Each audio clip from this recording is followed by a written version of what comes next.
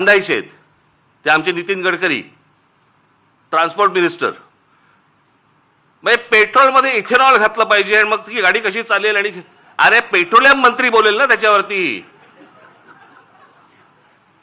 Petroleum मंत्री ब्र काढत नाही त्याच्याबद्दल, इथेनॉल बद्दल आणि पेट्रोल बद्दल.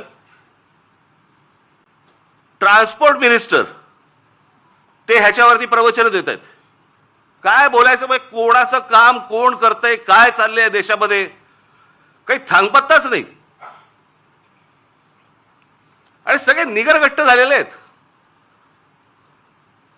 परवा दिवशीच मी एका पत्रकाराला बोललो, म्हटलं चायला म्हटलं असं झालेलं आहे, म्हटलं सरकारला परसाकडे साफ होते, आपणच कुंथत बसलोय.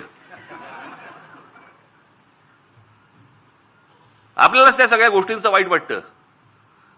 हे काय चाललंय, झाडाच्या झाडं काढली जात आहेत, जंगलाच्या जंगलं उद्ध्वस्त होत आहेत. लोकांना राग येत नाही, लोक राग व्यक्त करत नाहीत.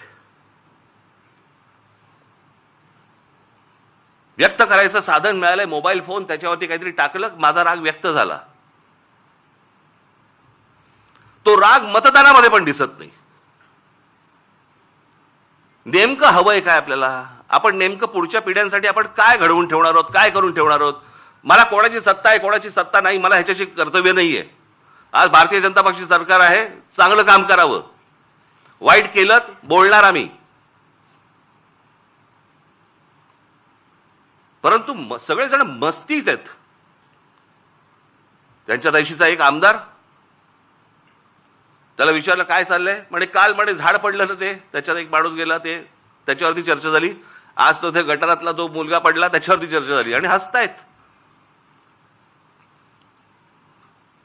भावना शून्य. आणि भावना शून्य एवढ्यासाठीच कारण तुम्हाला किंमत नाही. आमच्याकडे काय चालू आहे, आमच्याकडे शहरं कशी वाढतायत, शहरं कशी मोठी होत आहेत, आमच्या पुढच्या पिढ्यांसाठी आम्ही काय करून ठेवतोय, कसली चिंता नाही, कसलं काही नाही, विचार नाही. खासदार फोडता येतोय का, आमदार फोडता येतोय का, नगरसेवक फोडता येतोय का, आमची सत्ता टिकतेय का, याच्यावरती फक्त आमच्याकडे महाराष्ट्रात चर्चा सुरू आहे.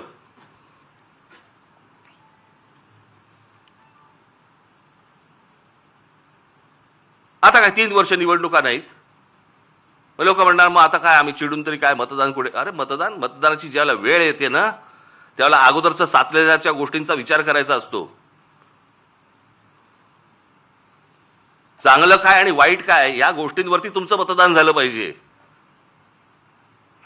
उद्या राज ठाकरे जर समजा चुकत असेल, तुम्ही बोललं पाहिजे.